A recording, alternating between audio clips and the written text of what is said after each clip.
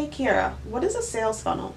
So, a sales funnel is a term used to describe your sales process. And every single business, whether you are intentional about your sales process or not, every single business has a sales process. So when we use the word sales funnel, most people are thinking about a digital tool that kind of is automated and is going to get people to sign up for you.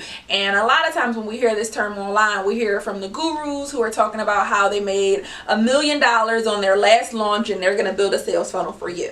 But I don't want you to think about it from that high level perspective. First of all, I want you to know that a lot of them are not even being upfront with you guys about how much money they're generating online or how much money they're investing to be able to generate those results, right? Because a lot of what they do is being driven by using Facebook ads to kind of saturate their marketplace, saturate their audience with these messages. So let's not think about it from that perspective, even though I understand that that's what a lot of you guys want to do. I want you to think about a sales funnel rather as designing a process and being intentional about designing a process that will not only attract new potential customers to you, but will nurture them and then ultimately get them to sign up for your class, your course, your product, your service, whatever it is that you have to offer. Now, when most people think of sales, unfortunately, the biggest mistake that they make, and this is going to drastically impact the success of any sales funnel that you do create, is that most businesses think about sales and they only think about low-hanging fruit, right? People who are ready to buy right now. Put your money in my hand and buy my product or service right now, right? So you see people posting a lot of sale flyers and talking about what they have to offer, but the reality is that some people that you come in contact with may be interested in the product or service that you have, but not quite ready to purchase from you yet. Think about somebody who's making a major investment in a long-term product, right? I'm going to use a house just because that's just the thing that popped in my head. So when you're in the process of purchasing a home, you may be thinking about purchasing a home for months, some people even years, before they're actually ready. So how do I decide who's going to be the right real estate agent for me when I am actually ready to make that purchase? Well, I'm going to make that decision based on a couple of things. My personal connections and who my family and friends refers to me, right?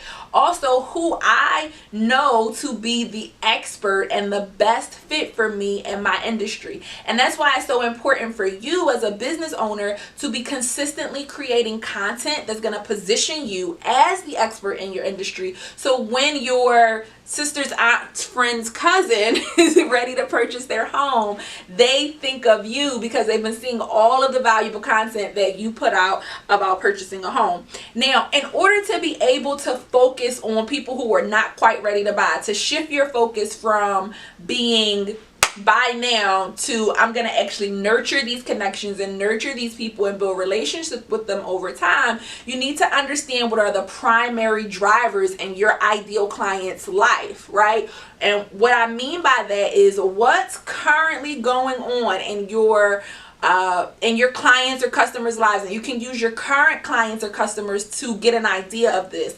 What's happening in their life that is driving them to buy from you?